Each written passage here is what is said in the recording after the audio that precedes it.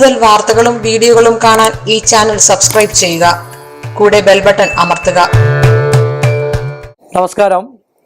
എല്ലാ മാന്യ പ്രേക്ഷകർക്കും എന്നെ ഇഷ്ടപ്പെടുന്നവർക്കും ഞാൻ ഇഷ്ടപ്പെടുന്നവർക്കും ഏവർക്കും ഈ പ്രോഗ്രാം കണ്ടുകൊണ്ടിരിക്കുന്ന മഹനീയ സാന്നിധ്യമായ തങ്ങൾക്കും ഏഷ്യ ലൈവ് ചാനലിലേക്ക് നിസ്സീമമായ ഹാർദവുമായ സുസ്വാഗതം. ഇവിടെ ഒരുപാട് ആൾക്കാർ ചോദിച്ചിരിക്കുന്നതായിട്ടുള്ളൊരു വിഷയമുണ്ട്, പ്രഹ്ലാദ സ്തുതി. നമ്മൾ പലവട്ടവും നമ്മൾ കേട്ടിട്ടുണ്ട് പ്രഹ്ലാദ സ്തുതി. നരസിംഹ മൂർത്തിയുടെ നരസിംഹത്തെ നമ്മൾ കൂടുതൽ ഉപാസിക്കാൻ പാടില്ല. കൂടുതൽ ഉപാസിച്ചു കഴിഞ്ഞാൽ അതുപോലെ ശക്തി വൈഭവങ്ങളും അതുപോലെ ദുർഘടഘട്ടങ്ങളും ഒക്കെ തരണം ചെയ്ത് അതുപോലുള്ള ശുദ്ധവും വൃത്തിയും ഉള്ളവർ മാത്രമാണ് സാധാരണ നരസിംഹത്തെ നമ്മൾ ആരാധിക്കുകയും ഉപാസിക്കുകയും ചെയ്യുന്നതായിട്ടുള്ള ജ്യോതിഷന്മാരോ താന്ത്രികരോ അല്ലെ മാന്ത്രികരോ മേൽശാന്തിമാരോ ചെയ്യുക. നമ്മളൊരാളുടെ ഉപാസനാ ശക്തി ബലം അറിയാൻ മറ്റൊരാൾ ഉപാസിച്ച് ബലമുള്ള ആളാണെങ്കിൽ മറ്റൊരാളെ കണ്ടു കഴിഞ്ഞാൽ 100% അറിയാം അദ്ദേഹത്തിനും ഉപാസനാ ശക്തി ബലമുണ്ട് എന്ന്. അതെങ്ങനെയാണെന്ന് ചോദിച്ചാൽ ഉപാസന ശക്തി ഉണ്ടെങ്കിൽ മാത്രമേ ഉള്ളൂ. അല്ല ഈ തുള്ളി പറയുന്ന കാര്യങ്ങളൊന്നുമല്ല ഞാൻ ഈ പറയുന്നത്. ഉപാസനാ ശക്തി ബലം വേറെ. ആ ഉപാസനാ ശക്തി ബലമുള്ള ആള് ഒരു പൂ കൈകൊണ്ടിട്ടെന്ന് പറഞ്ഞു കഴിഞ്ഞാലും എത്ര വർഷം കഴിഞ്ഞാലും മരണം വരെയാണല്ലോ. അതുപോലെ യക്ഷിയൊക്കെ വടയക്ഷിണി, കർണപിശാചിനി, ഇങ്ങനെയൊക്കെയുള്ള സാധനങ്ങളുണ്ട്. അവരുടെ മരണം പോലും അടുക്കാറാകുമ്പോൾ അവർ ആ മന്ത്രം വെച്ചാൽ കിടപ്പിലാണെങ്കിൽ ആ മന്ത്രം മറ്റൊരാൾക്ക് ഉപദേശിച്ചു കൊടുത്തതിന് ശേഷം മാത്രമേ മരണം പോലും സംഭവിക്കുകയുള്ളൂ എന്നാണ് പറയപ്പെടുന്നത്. അതാണ് ഉപാസന ശക്തി ബലം എന്ന് പറയുന്നത്. എന്ന് പറഞ്ഞ പോലാണ് പ്രഹ്ലാദ സ്തുതി. നമ്മുടെ ഭാഗവതത്തിലെ ഏറ്റവും നല്ലൊരു സ്കന്ധമാണ്. ഏകാദശ സ്കന്ധം, ദ്വാദശ സ്കന്ധം, ഇങ്ങനെയൊക്കെയുണ്ട്. 1-ാം നാളിൽ ഉരക്കണമജാമിളമോക്ഷകഥയെ എന്നുവെച്ചാൽ 1-ാം നാളിൽ ഓരോ ദിവസവും സപ്താഹമൊക്കെ നടത്തുമ്പം ചെയ്യേണ്ടതായിട്ടുള്ള വിഷയമാണ്. ഇതിൽ പ്രഹ്ലാദ സ്തുതി എന്ന് പറഞ്ഞാൽ നമ്മുടെ കുടുംബത്തിലോ നമ്മുടെ ഭൂമിയിലോ നമ്മുടെ ശത്രുതാവലയത്തിലോ അല്ലെ ബാഹ്യമായിട്ടോ ആന്തരികമായിട്ടോ എന്തെങ്കിലും ശത്രുതയോ തടസ്സങ്ങളോ മറ്റു ദോഷങ്ങളോ ദുരിതങ്ങളോ ഒക്കെ ഉണ്ടെങ്കിൽ ഇവിടെ വീട്ടിൽ പൂജാമുറിയിലിരുന്ന് ചെയ്യാവുന്ന ഏറ്റവും ഉത്തമമായിട്ടുള്ള ഒരു പരിഹാരമാണ് പ്രഹ്ലാദ സ്തുതി വായിക്കുക എന്ന് പറഞ്ഞു കഴിഞ്ഞാൽ. അതുപോലെ എന്തെങ്കിലും ദോഷങ്ങൾ കൊണ്ട് അസുഖങ്ങൾ വരുന്നുണ്ട്. അതുകൊണ്ടല്ലേ ഡോക്ടറൊക്കെ പറയുന്നത് എൻ്റെ കഴിവിൻ്റെ പരമാവധിയായി നിങ്ങൾ ഈശ്വരനോട് പ്രാർത്ഥിക്കുക അല്ലെ. എല്ലാ മതസ്ഥരും അങ്ങനെയാണ്. ഹിന്ദുക്കളാണെങ്കിൽ ഭാഗവതം വായിപ്പിക്കും, മൃത്യുഞ്ജയ ഹോമങ്ങൾ നടത്തും, രോഗം മൂർച്ഛിക്കുമ്പോൾ. മുസ്ലിംസ് ആണെങ്കിൽ അതിൻ്റെ അനുസരിച്ചുള്ള ഓത്തുകൾ നടത്തും. ക്രിസ്ത്യൻസ് ആണെങ്കിൽ വേദപുസ്തകം പ്രാർത്ഥന നടത്തും വീട്ടിൽ വെച്ച്. അതിങ്ങനെ ജപിച്ചുകൊണ്ടിരിക്കും. അവസാന തുള്ളി നമ്മൾ വെള്ളം കൊടുക്കും. അതൊക്കെ നമ്മളിങ്ങനെ പറയുന്നത്. അതിനൊരു ചെറിയ പാത്രവും സ്പൂണിനും ഒക്കെ നമ്മൾ ഓരോ ലോഹങ്ങളെക്കുറിച്ച് നമ്മൾ പറഞ്ഞിട്ടുണ്ട്. അതൊക്കെ നമുക്ക് മറ്റൊരു എപ്പിസോഡിൽ പറയാം. എല്ലാം കൂടെ ആകുമ്പോഴത്തേക്ക് നമ്മൾ കുഴഞ്ഞു പോകും. അപ്പോൾ ഈ പ്രഹ്ലാദ സ്തുതി എന്ന് പറഞ്ഞു കഴിഞ്ഞാൽ ഏതൊരു ദുരിതത്തെയും ഏതൊരു കണ്ണുദോഷത്തെയും ഒരു വീട് പണിക്കാണെങ്കിലും തടസ്സങ്ങളോ മറ്റു കാര്യങ്ങളൊക്കെ വരുവാണെങ്കിൽ പോലും നമ്മൾ പൂജാമുറിയിൽ പ്രഹ്ലാദ സ്തുതി വായിച്ചു കഴിഞ്ഞാൽ അത് നരസിംഹത്തിൻ്റെ മന്ത്രമല്ലാതെ, നരസിംഹത്തിൻ്റെ മന്ത്രമെന്ന് പറഞ്ഞാൽ ഉഗ്രം വീര, അത് തന്നെയല്ലാതെ വേറെ പല മന്ത്രങ്ങളും പാരമ്പര്യ വിധിപ്രകാരമുണ്ട്. സംശയമില്ലാത്ത കാര്യമാണ്. അതിലെ ഉപാസിക്കുന്ന ഒരുപാട് ആൾക്കാരുണ്ട്.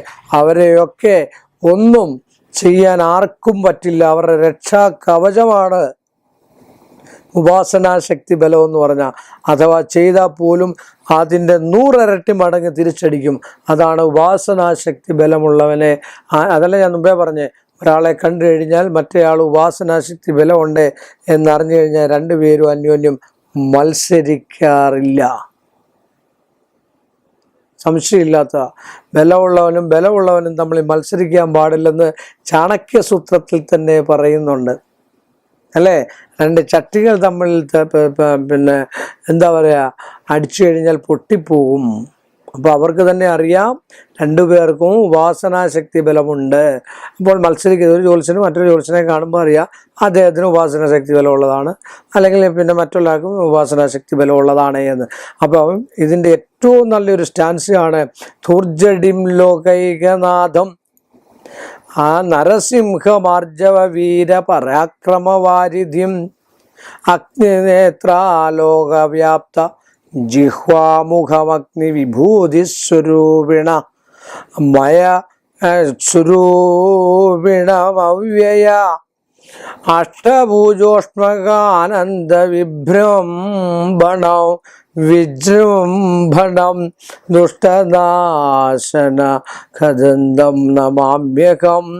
ദുഷ്ടനാശന നഖദന്ത നമാമ്യകം എന്നാണ്. എന്ന് പറഞ്ഞാൽ അപാരമായ ആർജവ വീരമ പരാക്രമത്തോടു കൂടിയ ആത്മവീര്യത്തോടുകൂടി ശത്രുസംഹാരത്തിൻ്റെ ഉത്സാഹത്തോടു കൂടിയിരിക്കുന്ന ആകാരമായിരിക്കുന്ന കനൽക്കട്ട പോലെ കണ്ണ് ചുവന്നിരിക്കുന്നതായിട്ടുള്ളതും ജ്വാല പോലെ നോട്ടം പരന്ന് തിളങ്ങുന്ന നാവാഗ്രത്തോടു കൂടിയതും അഗ്നിസമാനമായ ശരീരത്തോടു കൂടിയവനും തൃക്കണ്ണുള്ള ഭസ്മവിഭൂഷിതനുമായ പരമശിവന്റെ രൂപം ഓർമ്മിപ്പിക്കുമാറ് ആദ്യാന്ത്യങ്ങളില്ലാത്തവനും നീണ്ടുവിരിഞ്ഞ് ഉഗ്രശക്തിയുള്ള 8 കരങ്ങളും ദുഷ്ടനാശത്തിനുതകുന്ന പല്ലുകളും നഖങ്ങളോടും കൂടി ലോകത്തിന് ഒരേയൊരു നാഥനായി മേവുന്ന നരസിംഹമൂർത്തിയെ ഞാൻ നമസ്കരിക്കുന്നു എന്നാണ് അതിൻ്റെ അർത്ഥം.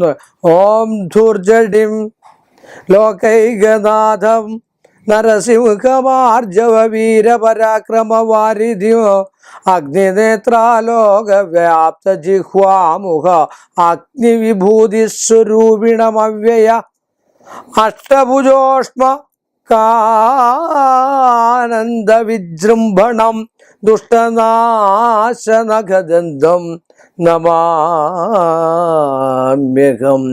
ഇതാണ് പ്രഹ്ലാദസ്തുതിയിലെ ആദ്യത്തെ വാക്കുകൾ. ആദ്യം എടുത്തെടുത്ത് ഞാൻ പറഞ്ഞുകൊണ്ടാണ് അക്ഷരത്തിൽ ചെറിയ ചെറിയ മിസ്റ്റേക്കുകൾ വന്നത്.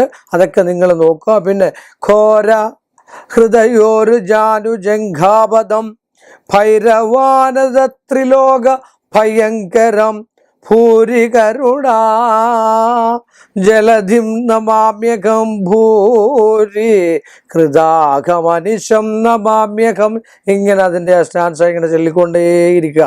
എല്ലാ ദിവസവും അത് വീട്ടിൽ ജപിച്ചു കഴിഞ്ഞാൽ ഉഗ്രമൂർത്തിയായിട്ടുള്ള ശത്രുതാ പീഡകളോ വിളിച്ചൊല്ലി പ്രാർത്ഥനകളോ പറഞ്ഞു വിട്ടിട്ടുള്ള വിഷയങ്ങളോ മറ്റു കാര്യങ്ങളോ നമ്മുടെ ശരീരത്തിലോ ഭൂമിയിലോ മറ്റോ ഉണ്ടെങ്കിൽ അതിനെ വിടുവിപ്പിച്ചു തരുവാനും ഒക്കെ ഏറ്റവും അത്യുത്തമാണ്.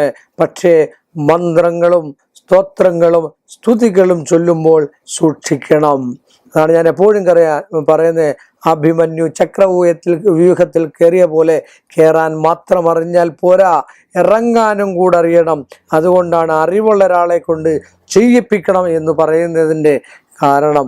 അതുകൊണ്ട് ഇതൊക്കെ ചെയ്താൽ മനുഷ്യർക്കെല്ലാം നിങ്ങൾക്കെല്ലാവർക്കും നന്മയല്ലാതെ ഒരു ദോഷവും ഉണ്ടാകത്തില്ല എന്ന് പറഞ്ഞുകൊണ്ട് ഈ എളിയ മനുഷ്യൻ്റെ ഈ ചെറിയ എപ്പിസോഡ് ഇവിടെ അവസാനിപ്പിക്കുന്നു.